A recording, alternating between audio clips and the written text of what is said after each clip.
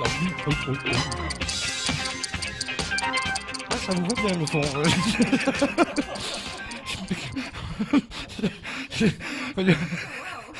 Bonjour à toutes et à tous et bienvenue dans ce temps de parole sur Quasi FM le 106.9 et sur 4TV. Un premier temps de parole en ce vendredi consacré à Incidence avec Anne-Constance Onguena. Samuel.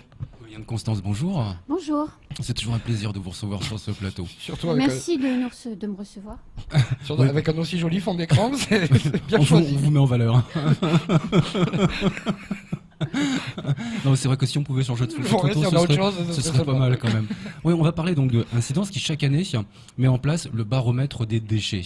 Le baromètre des déchets, c'est une consultation de la population. On va sur une page internet et on répond à un questionnaire, on donne son sentiment. Alors, à quoi sert le baromètre des déchets pour recadrer dans le sens général du terme?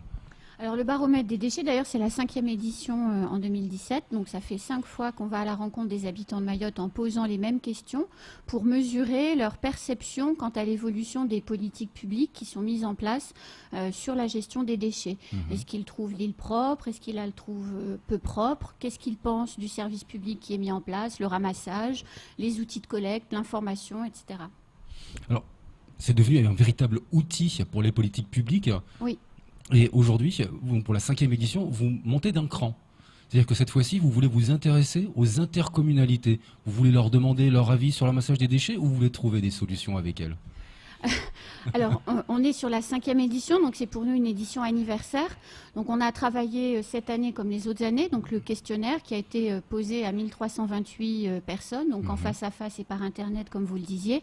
Et on a décidé pour cette édition anniversaire de faire un travail un petit peu différent, c'est-à-dire de reprendre les 5 bases de données et de les lire en une fois plutôt que de les lire en 5 années différentes. Et donc, on invite les intercommunalités à partir de la semaine prochaine, pendant la semaine européenne de la réduction des déchets, pour pouvoir travailler et réfléchir avec nous sur les constats faits par la population, avoir leur retour, leurs éléments d'analyse également, et de pouvoir effectivement, comme vous le disiez, travailler sur les solutions et donc de pouvoir proposer d'autres manières d'informer, de sensibiliser et de collecter les déchets. Oui, puisque depuis le 1er janvier 2017, dans le cadre de la loi NOTRe, la nouvelle organisation territoriale de la République, les intercommunalités ont la responsabilité de la collecte et des déchets. C'est bien ça? C'est ça, c'est-à-dire que les 5 intercommunalités de Mayotte ont comme compétence, d'un côté la collecte des déchets, de l'autre côté le traitement des déchets, qu'ils ont transféré aussi des VAM pour la plupart des intercommunalités. Néanmoins, la propreté urbaine, elle, reste dans les intercommunalités, c'est-à-dire que le nettoyage, le balayage des rues, l'entretien du mobilier urbain à l'intérieur des rues appartient aux collectivités, aux intercommunalités. Alors, comment est-ce que ça va s'articuler et s'organiser? Les tables rondes? Oui, tout à fait. Alors donc, on va présenter quelques chiffres pour générer des réflexions et puis pour quelquefois un peu choquer et générer des réactions auprès à la fois des cadres des intercommunalités, des associations environnementales qui travaillent sur le territoire concerné et puis également toutes celles et tous ceux qui ont envie de participer puisqu'on a invité de manière très large tous ceux qui ont envie de venir réfléchir avec nous. Donc on présente un certain nombre de chiffres. Ensuite, on travaille tous ensemble sur ces coins déchets parce qu'on se rend compte quand on lit les résultats que ce n'est pas forcément très clair dans l'esprit de tout le monde. Et je reviens sur la propreté urbaine notamment. Les habitants ne font pas bien la différence entre ce qui relève de la collecte des déchets et ce qui relève de l'entretien de la voirie. Et donc, c'est important de travailler avec les communes et les intercommunalités pour bien leur faire prendre conscience que dire que les déchets sont mal collectés, c'est une chose, mais que dans la plupart des cas, quand les habitants disent les déchets sont mal collectés, ça veut dire que les rues ne sont pas propres. Et là, pour le coup, c'est une autre mission pour elles, ces collectivités, à mettre en œuvre. D'accord. Est-ce que la notion de tri sera évoquée avec les intercos? Évidemment, puisqu'on se rend compte d'année en année que le geste de tri est très évolutif en fonction des intercommunalités. Donc les communes qui ont mis en place un gros travail pour entretenir, pour travailler, pour sensibiliser, ont des taux de tri qui sont beaucoup plus élevés que les communes qui s'en occupent moins. Donc forcément, c'est aussi très important de sensibiliser les intercommunalités à l'importance de la formation et de la sensibilisation pour responsabiliser les habitants sur la manière dont ils se comportent avec les déchets. C'est-à-dire, mettre dans la poubelle, mettre dans les trios, mettre dans les contenants spécifiques ou simplement abandonner un déchet par terre. Et justement, on parle des habitants, on parle de la population, mais est-ce que c'est la population qui est le premier producteur de déchets ? Non, évidemment. Le premier producteur de déchets aujourd'hui sont les entreprises. Donc c'est les entreprises qu'il faut aussi éduquer. On le travaille comment ça ? Alors, si on répartit un peu, on peut estimer que quand un habitant produit 40 kilos de déchets, une entreprise en produit 60 à peu près. En fonction des communes, ça oscille entre 60 et 70%. Il y a un vrai travail qui n'a jamais encore été fait. La prise de conscience sur l'impact des entreprises dans la pollution des rues est encore assez prémices. Peu de collectivités en ont encore pris conscience et surtout n'ont pas mis en œuvre de moyens ou de réflexion pour agir. Et en métropole, puisqu'il faut comparer avec ceux qui ont un petit peu d'avance encore sur nous, en métropole, le service public de ramassage des déchets pour les entreprises est structuré et mis en place avec des règles du jeu, avec un financement associé aussi, puisque effectivement ça coûte de l'argent. Donc les entreprises sont amenées à participer financièrement au ramassage de leurs déchets, ce qui n'est pas le cas aujourd'hui dans la plupart des entreprises. Alors certaines, les plus grosses, ont des contrats avec les sociétés effectivement présentes sur la place de Mayotte pour collecter leurs déchets, mais la plupart des petits restaurants, des TPE, des petites entreprises le long des routes, c'est les poubelles publiques qui donc détournent un peu le service public de la collecte qui lui est destiné aux habitants. Mais c'est-à-dire que le principe du pollueur-payeur n'est pas appliqué à Mayotte ? Pas encore totalement, ça se met en place progressivement, c'est long, c'est difficile, ça se met en place progressivement. Les entreprises sont aussi beaucoup sollicitées par ailleurs, donc il faut être aussi prudent et faire les choses en ordre. J'essaie de comprendre. Ça veut dire qu'on va vers une taxe sur les entreprises pour la collecte des déchets ? À moyen ou à long terme ? À moyen ou à long terme, ça me paraît évident qu'il faudra tendre vers ce qu'on appelle probablement une redevance spéciale, oui. D'accord. Ça a le mérite d'être clair au moins. Mais oui, mais c'est par anticipation. Justement, dans la rencontre avec les intercommunalités mettront de l'argent sur la table, mais il faudra qu'elles soient financées d'une certaine manière. Exactement. Et ça, ce sont dans toutes les discussions que vous allez avoir dans le cadre de ces ateliers.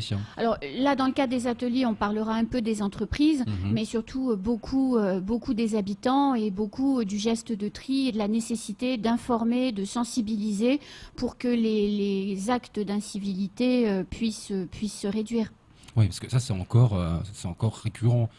Les incivilités, on le voit sur les plages tous les week-ends après les volées, ou même un paquet de chips ou une canette que l'on voit sortir d'une fenêtre d'une voiture. Exactement. C'est tous les jours. Exactement. Et c'est vrai qu'il n'y a pas assez de messages qui passent dans ce sens partout dans les communes ou dans les... ça reste encore trop absent, j'ai envie de dire. Nous, on se rend bien compte, là, dans les chiffres, c'est que dans les personnes, les 1328 personnes qui ont été interrogées, celles qui nous disent on reçoit de l'information, on sait comment on doit faire avec nos déchets, sont celles qui pratiquent le geste de tri.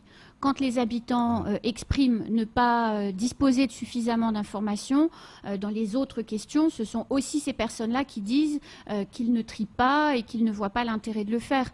Donc pour changer les comportements, il est indispensable d'informer et de sensibiliser. Et dans tous les cas, un habitant peut aussi être un chef d'entreprise. Donc il est nécessaire qu'il soit sensibilisé et informé en tant qu'habitant, en tant que citoyen, pour le moment venu, le mobiliser et le responsabiliser en tant que chef d'entreprise. Alors, moi, j'ai découvert en métropole, pour y être retourné, qu'il y avait d'énormes efforts qui étaient faits par les sociétés HLM ou les grands bailleurs de fonds, par exemple. C'est-à-dire que quand ils mettent en place des appartements, il y a le tri qui est déjà organisé dans les placards pour les poubelles, le plastique, le verre et le métal. Pourquoi est-ce qu'on ne le ferait pas à Mayotte, par exemple, avec la CIM, ce genre de choses, pour apprendre aux gens, éduquer les gens ? Alors... Oui, effectivement, ça se fait beaucoup en métropole, de plus en plus, mais aussi étonnant que ça puisse paraître, c'est pas dans ces communes-là que le geste de tri est le plus performant. Quand on facilite trop les choses, on déresponsabilise l'habitant, et finalement, ce sont dans les communes où on demande, enfin communes ou intercommunalités, les territoires dans lesquels on demande aux habitants de se responsabiliser, de s'engager, de se bouger en quelque sorte, qu'on obtient les meilleurs résultats. Et aussi étonnant que cela puisse paraître, apparaître, c'est dans la campagne, quand les points de regroupement sont éloignés et qu'il faut trouver des idées pour réduire sa production de déchets. C'est là qu'on trouve de véritables bonnes statistiques en matière de gestes de tri et de réduction de la production de déchets par habitant. Dans les grandes villes, c'est beaucoup moins performant qu'à la campagne. Ouais, plus on est impliqué, plus ça marche. Exactement. Et plus on facilite les choses, plus on organise les choses et plus on éloigne le citoyen de sa responsabilité environnementale, moins on a de bons résultats en fait. Faut-il être optimiste pour Mayotte alors? Sur les 5 années qui viennent de se produire, est-ce qu'on a noté une évolution selon vous? Est-ce qu'on va vers du mieux? Ah oui, j'ai pris les chiffres justement, quelques-uns pour en parler avec vous ce matin. La première année, la note qui avait été donnée à la question, trouvez-vous que Mayotte est propre, et donner une note. La première année du baromètre, la note était à 2,5 sur 10. C'est pas très performant. Voilà. Et cette année, en 2017, la note est de 4 sur 10. Donc, en même temps, on ne peut pas dire que Mayotte est propre. Non, mais il y a une belle évolution. Mais il y a une véritable évolution. Et cette année, on aura l'occasion d'en reparler, je suppose, un peu plus tard. Mais cette année, c'est la première année où on constate que les habitants font le lien entre propreté du territoire et matériel de collecte. Ceux qui mettent une note plus positive sur l'état de propreté du territoire sont aussi ceux qui ont un avis, je dirais, juste et pertinent sur le nombre de poubelles, sur l'état des poubelles. Donc il y a un vrai progrès et une vraie montée en compétence des habitants sur la compréhension de ce qu'est un service public de la collecte. Ça, c'est très clair. On le voit à Mamoudzou notamment, vous l'avez expliqué tout à l'heure, il y a deux aspects différents. Il y a la collecte des déchets d'un côté, la problématique de la collecte des déchets à Mayotte, on la connaît, et puis il y a l'entretien de la voirie. Sur la commune de Mamoudzou, les employés de la mairie, on les voit vraiment de plus en plus sur le terrain. Est-ce que de votre poste d'observation, on peut dire que l'outil d'entretien de la voirie à Mayotte, et pas que à Mamoudzou, est justement dimensionné ou sous-dimensionné encore ? Les collectivités ont fait beaucoup d'efforts, et notamment avec les emplois aidés pour l'entretien de la voirie. Et pour les collectivités avec lesquelles je travaille et qui ont eu justement la possibilité de mettre en place des process efficaces d'entretien de voirie, l'arrêt ou le ralentissement de la possibilité d'utiliser les contrats aidés pose question et crée des problèmes, parce que comment entretenir une voirie quand on n'a pas la possibilité d'embaucher le personnel nécessaire pour le faire? Mais en tout cas, la volonté y est sur certaines collectivités. La volonté y est, très clairement. Et de plus en plus de communes s'organisent pour pouvoir entretenir les voiries. Et j'entends de plus en plus d'équipes municipales commencer à se poser la question de l'entretien des plages. Vous en parliez tout à l'heure, Samuel, mais c'est vrai qu'on fait des voulées sur la plage le week-end, mais quand on n'a pas de poubelle, de réceptacle pour déposer ses déchets, on les laisse dans un petit coin et ça devient très vite très très sale avec les animaux errants. Et les collectivités commencent à se poser la question d'équiper les plages en contenants adaptés et nous sollicitent en disant c'est quoi un contenant adapté pour une plage, etc., pour pouvoir offrir un meilleur service public finalement. Tiendrez-vous un discours différent entre les intercos de Lille, plutôt que celle différente en tout cas avec celle de la CADEMA et les autres de Lille, parce que la CADEMA est un peu particulière, Mamoudzou, Dembéni sont ensemble et elles ne travaillent pas avec le CIDEVAM. Dembéni encore, pour l'instant, la collecte... Oui, tout à fait, mais bon, on n'est pas... C'est dans une phase de changement, effectivement. Mamoudzou, ils font beaucoup d'efforts pour que la commune soit très très propre, à la fois en termes de collecte, à la fois en termes de campagne de sensibilisation. Mamoudzou, d'ailleurs, il y a l'opération en ce moment de nettoyage et de ramassage des déchets. Et pour nous être associés à cette campagne, on ramasse beaucoup de déchets. Il y a vraiment beaucoup de quantité de déchets à récupérer. C'est difficile après de dire que l'une des communes fait mieux que l'autre ou fait moins bien que l'autre. En tout état de cause, il y a un effort réel qui est fait tant du côté de Mamoudzou que du côté des communes du CIDEVAM pour collecter les déchets et pour pouvoir effectivement ramasser tout ce qui traîne. Je crois que dans les prochaines années, s'il y a une chose à faire qui est impérative, Mamoudzou a commencé à le faire et on voit les résultats, c'est de pouvoir expliquer aux habitants de Mayotte le processus mis en place pour collecter les déchets verts et pour collecter les encombrants, qui ne sont, que ce soit Mamoudzou ou que ce soit le CIDEVAM, qui ne sont pas collectés en même temps puisque ce n'est pas le même camion de collecte. Ouais. Donc on collecte les ordures ménagères d'un côté, les déchets verts et les encombrants de l'autre. Le problème aujourd'hui, c'est que les habitants ne sont pas suffisamment informés sur quand le camion passe pour les déchets verts, sur quand le camion passe pour les encombrants, ce qui fait que les déchets sont déposés au bord des routes un petit peu comme ça, quand l'idée vient, et du coup ça crée une pollution visuelle très importante. Et quand on a un tas de déchets verts ou un tas d'encombrants posés quelque part, et ben forcément derrière on va retrouver dès le lendemain des sacs poubelles d'ordures ménagères. Ouais. Donc il est très important de pouvoir progresser dès les prochains mois sur la collecte des déchets verts et la collecte des encombrants. Ouais, il faut que les gens identifient bien quand chaque déchet est collecté. Mais oui. J'ai du mal. Mais c'est ça. On ne peut pas demander à des habitants d'utiliser un service public qui est mis en œuvre quand ils ne le connaissent pas.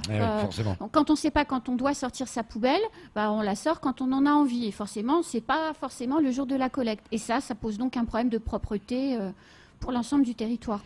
Juste une dernière mini-question. Est-ce que c'est pas difficile de travailler avec les intercos à Mayotte ? On voit qu'il y a des intercos qui n'arrivent même pas à être créés. En tout cas, moi, pour celles avec lesquelles je travaille, j'ai pas de difficulté. Il y a plutôt une écoute favorable. Et je note également une grande coopération entre les intercommunalités et les communes. Vous parliez de la CADEMA, je peux citer aussi 3CO, qui sont deux intercommunalités plutôt bien organisées et pour lesquelles la relation entre l'intercommunalité et la commune se fait plutôt bien et donc plutôt au bénéfice des administrés. Bon. Est-ce que je peux rappeler les dates des tables rondes ? Bien sûr. C'est quand même important que tout un chacun puisse venir participer. Donc il y en a 3 qui sont organisées. Le 21 novembre à 14h à la MJC de Tingoni. Le 22 novembre à 14h également à l'hôtel de ville de Bandrélé. Le 23 novembre à 14h dans les locaux de la communauté de communes de Petite Terre et probablement le 24 novembre matin à l'hôtel de ville de Mamoudzou. Voilà. On attend encore la confirmation pour cette date-là. Rendez-vous est pris. Merci beaucoup d'être venu vous exprimer sur le plateau. On progresse. On peut encore progresser, mais on a déjà bien progressé. Ça avance. Bah oui, complètement. Maintenant, je redeviens un petit peu optimiste. Ça fait du bien. C'est tout pour ce temps de parole.